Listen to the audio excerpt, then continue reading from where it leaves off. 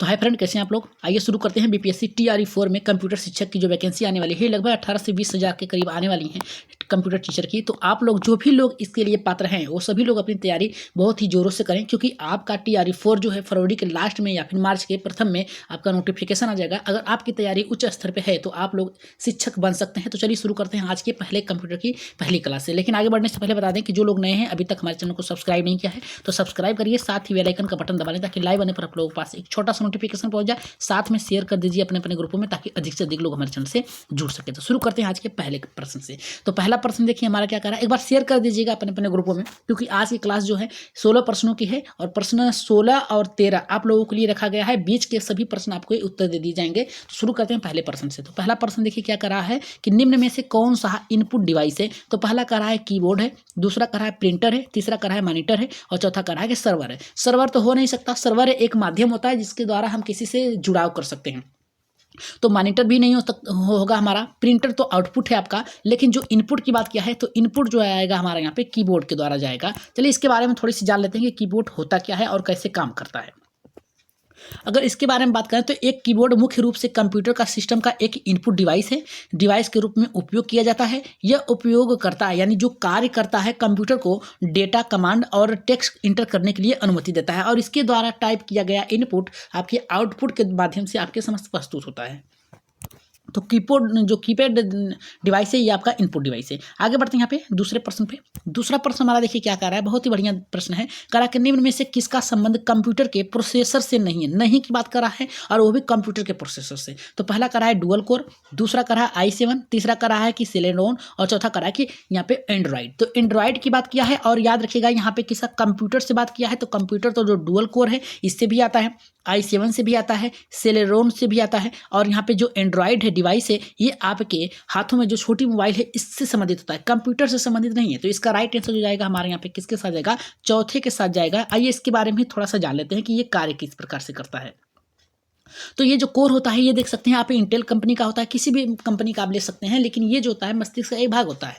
तो यहाँ पे देखिए कह रहा है कि इसे कंप्यूटर का मस्तिष्क भी कहा जाता है, यानी सोचने समझने की एक शक्ति होती है। ये प्रोसेसर कंप्यूटर में बहुत ही अहम भूमिका निभाता है। यह कंप्यूटर का एक बहुत ही महत्वपूर्ण अंग होता है। कंप्यूटर के अंदर सारी क्रियाओं प्रोसेसर के यहाँ पे प्रोसेसर जो होती हैं उसकी मदद से ही होती है। मतलब कह सकते हैं जो ये इंटेल होता है, आई कोर होता है आपका, जो ये जो होता है प्रोसेसिंग का कार्य करता है, यानी किसी भी डाटा को संग्रह करता है और उसके माध्यम से सोच विचार कर वो प्रश्नों को, गणना को सही रूप में व्यक्त करता है। तो आगे बढ़ते हैं यहाँ पे नेक्स्ट प्रश्न पे।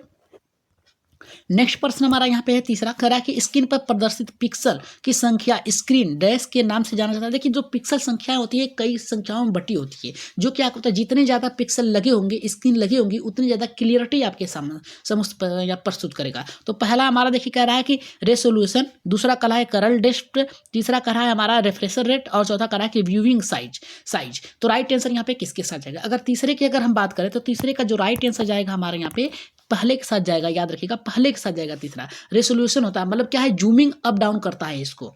तो आइए इसके बारे में भी थोड़ा सा जान लेते हैं। देखिए ये क्रियाओं पे निर्भर करता है। ये जितना भी क्लियर, जितना भी रेजोल्यूशन लगा रहेगा याद रखिएगा उतना क्लियर आएगा आपके पास। पिक्सल की संख्या रिलाइजेशन कहते हैं इसे। रिलाइजेशन जो होता है किसी छवि को प्रदर्शित पिक्सल की संख्या को दर्शाता है, मतलब कौन सी संख्या कैसा है उसके कलर विजन करता है। और पिक्सल जो होता है पीपीआई डाइट्स प्रति इंच जो होता है डीपीआई के रूप में भी जाना जाता है। स्क्रीन यहाँ पे कह रहा है कि रिलाइजेशन जो का मतलब जो होता है कंप्यूटर मॉनिटरिंग की पूरी स्क्रीन पर दिखाया जाने वाला होता है, जिसे हम कह सकते हैं कि ये बाइनरी शब्द पर निर्भर होती है, 0 और 1 पर कार्य करती है। आप इतना याद रखिएगा। आगे बढ़ते हैं यहाँ पे नेक्स्ट प्रश्न पे।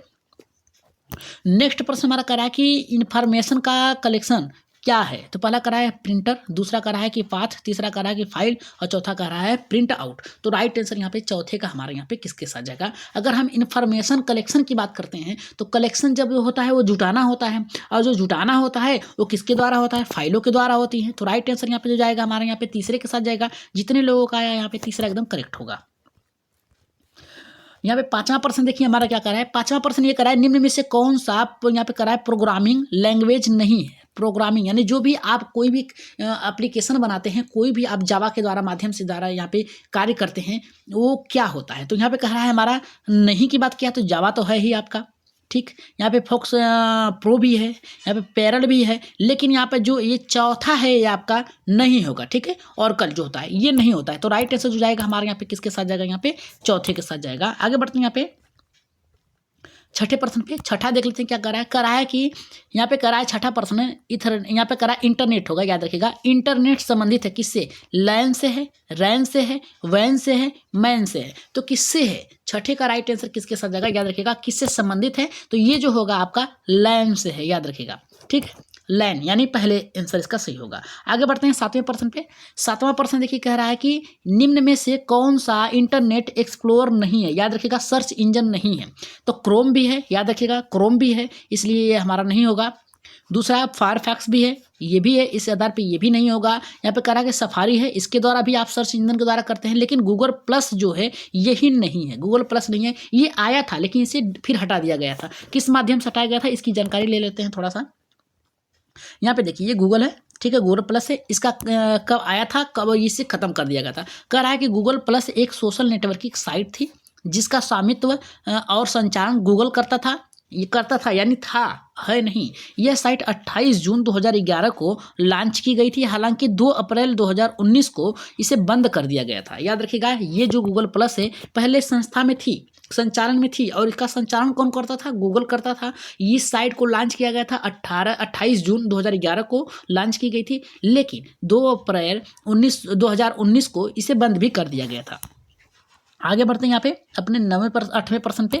8वां प्रश्न देखिए कह रहा है कि निम्न में से कौन सा डेटाबेस से संबंधित है। डेटा यानी संग्रह, यानी कोई भी कार्य करने का एक संचालन है। तो पहला कह रहा है कि MS एक्सेल, कह रहा है कि MS वर्ड, तीसरा कह रहा है कि MS एक्सेस, और यहाँ पे कह रहा है कि नोटपैड। तो राइट आंसर यहाँ पे किसके द्वारा हमारा आंसर जाएगा। तो राइट आंसर यहाँ पे 8वें का कौन सा जाएगा। अगर 8वें की बात करें जाए तो यहाँ पे जाएगा हमारा MS एक्सेस। ठीक है, एक्सेस राइट आंसर जाएगा हमारे यहाँ पे तीसरे के साथ जाएगा। आगे बढ़ते हैं, इसके कुछ टॉपिक्स हैं उसको देख लेते हैं।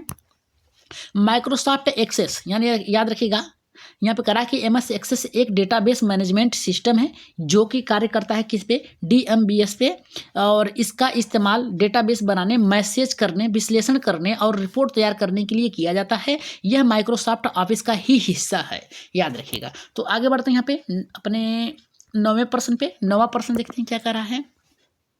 9वां प्रश्न हमारा करा है कि वेबसाइट का जो नाम होता है उसमें HTTP यानी HTTP क्या है। तो पहला करा है HTTP है, दूसरा करा है वेबसाइट का नाम है, तीसरा करा है प्रोटोकॉल है, और चौथा करा है कि टॉप लेवल डोमेन है। डोमेन का मतलब होता है किसी के द्वारा खरीदा हुआ है। डोमेन एक कह सकते हैं कि एक मानक होता है, उसके द्वारा संचालन किया जाता है। तो 9वें का राइट आंसर किसके साथ जाएगा, तो याद रखिएगा जो 9वें का राइट आंसर जाएगा ये जाएगा प्रोटोकॉल के द्वारा, यानी इसके द्वारा ही आप जान सकते हैं कि ये फर्जी वेबसाइट है या फिर आपका सही है।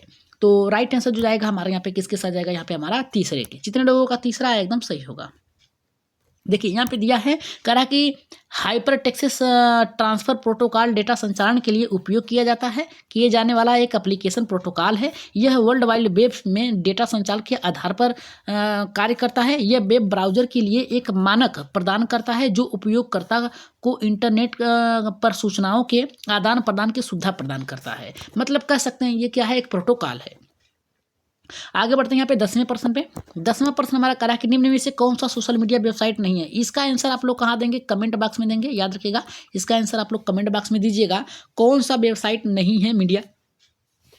पहला करा है फेसबुक, दूसरा करा है गूगल प्लस, तीसरा करा है कि आर्कुट, और चौथा करा है कि जीमेल। तो राइट आंसर यहाँ पे किसके साथ जाएगा।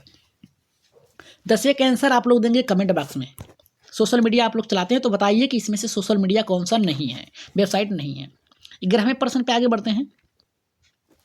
11 का देखिए हमारा क्या करा है कि प्रोसेसर, यहाँ पे करा है कि प्रोसेसर के 3 प्रमुख भाग कौन से। पहला करा है कि LU है यानी कंट्रोल यूनिट रजिस्टर है, दूसरा करा है कि रैम है, रोम CD रोम, और यहाँ पे तीसरा करा है कि LU है कंट्रोल यूनिट रैम है, और यहाँ पे चौथा करा है कि कैश कंट्रोल यूनिट रजिस्टर। तो राइट आंसर हमारा यहाँ पे 11वें का किसके साथ जाएगा। अगर यहाँ पे हमारा बात कर रहा है कि प्रोसेसर के 3 प्रमुख अंग कौन से हैं, तो याद रखिएगा ALU है कंट्रोल यूनिट रजिस्टर, यानी जो कंप्यूटर को संचालित करता है। ठीक है, राइट आंसर जो जाएगा हमारे यहाँ पे किसके साथ जाएगा, यहाँ पे पहले के। जितने लोगों का पहला एकदम करेक्ट होगा।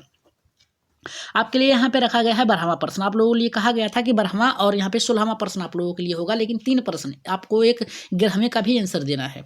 तो यहाँ पे कह रहा है 9वें का भी आंसर देना था। तो यहाँ पे 12वां कह रहा है कि निम्न में से किसका संबंध ऑपरेटिंग सिस्टम से है। तो यहाँ पे कह रहा है कि यूनिक्स से है, दूसरा कह रहा है एंड्रॉइड से है, तीसरा कह रहा है कि फेडोरा से है और चौथा कह रहा है कि ओरेकल से। तो राइट आंसर यहाँ पे हमारा किसके साथ जाएगा? इसका आंसर आप लोग कहाँ देंगे? कमेंट बॉक्स में देंगे, याद रखिएगा। पहला सही होगा, दूसरा सही होगा, तीसरा सही होगा या फिर चौथा सही होगा। इसका आंसर जल्दी से कमेंट बॉक्स में दीजिएगा कि यूनिक्स होगा, एंड्रॉइड होगा, यहाँ पे फेडोरा होगा और यहाँ पे कह रहा है कि ओरेकल होगा। तो इसका राइट आंसर यहाँ आप लोग देंगे कि किसका संबंध ऑपरेटिंग सिस्टम से है। तो इसका आंसर आप लोग कमेंट बॉक्स में जरूर दीजिएगा कि ये आप कौन से उत्तर पे जा रहे हैं, पहले, दूसरे, तीसरे या फिर चौथे पे। कमेंट बॉक्स में इसका उत्तर जरूर दीजिएगा सभी लोग। आगे बढ़ते हैं यहाँ पे 13वें प्रश्न पे।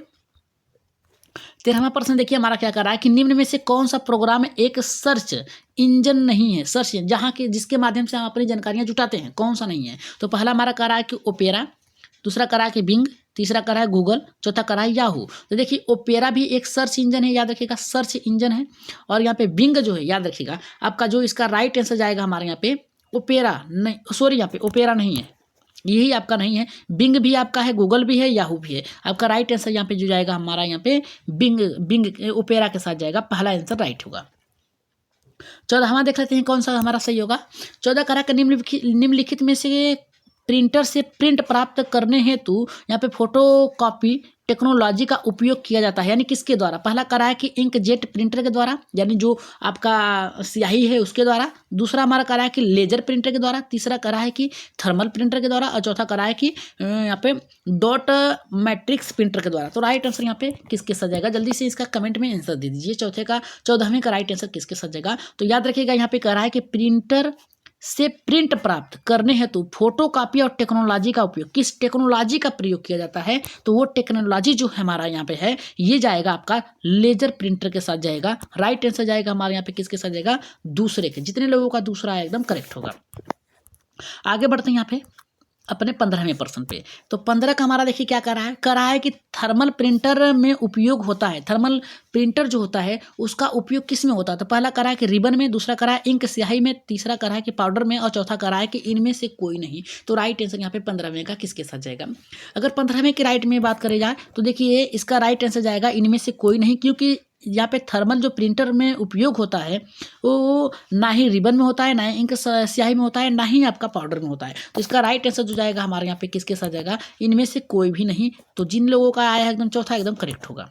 आगे बढ़ते हैं। आज की क्लास का लास्ट प्रश्न है और इसका आंसर आप लोगों को कमेंट बॉक्स में देना है और सभी लोगों को बता दिया गया है कि इसका आंसर आप लोगों को कमेंट बॉक्स में देना ही देना है जिन लोग कंप्यूटर की तैयारी कर रहे हैं। तो यहाँ पे देखिए क्या कह रहा है हमारा, किस डिवाइस में डेटा को स्टोर करने के बाद उसमें परिवर्तन नहीं किया जा सकता और ना ही हटाया जा सकता है? तो पहला कह रहा है कि फ्लॉपी डिस्क, दूसरा कह रहा है हार्ड डिस्क, तीसरा कह रहा है CD रोम, चौथा कह रहा है कि यहाँ पे टाइप ड्राइव। तो राइट आंसर यहाँ पे किसके साथ जाएगा? 16वें का आंसर आप लोग कहाँ देंगे? कमेंट बॉक्स में दीजिएगा, कमेंट बॉक्स में दीजिएगा इसका आंसर सभी लोग। और उत्तर नीचे दिए गए हैं। उत्तर आप लोगों को PDF जो है जल्द ही प्राप्त किया जाएगा आपके यहाँ पे टेलीग्राम चैनल पे और यहाँ पे व्हाट्सएप ग्रुप में जितने लोग भी जुड़े हुए हैं। तो आज की क्लास कैसी लगी कमेंट बॉक्स में राय सुझाव मत जरूर दीजिएगा कि अगली क्लास कंप्यूटर के किस बेस पे चलाई जाए और कैसे प्रश्न आने चाहिए, वन लाइनर क्वेश्चन आने चाहिए या फिर टिप या फिर बहुविकल्पी आने चाहिए। तो जल्दी से आप लोग कमेंट कर दीजिएगा। तो जो लोग जाते जाते एक बार सब्सक्राइब कर लीजिएगा, नहीं किए हैं सब्सक्राइब तो सब्सक्राइब के साथ साथ बेल आइकन का बटन दबा लीजिएगा और साथ में शेयर कर दीजिएगा अपने अपने ग्रुप में, ताकि अधिक से अधिक लोग हमारे चैनल से जुड़ सके। तो आज के लिए इतना ही, धन्यवाद।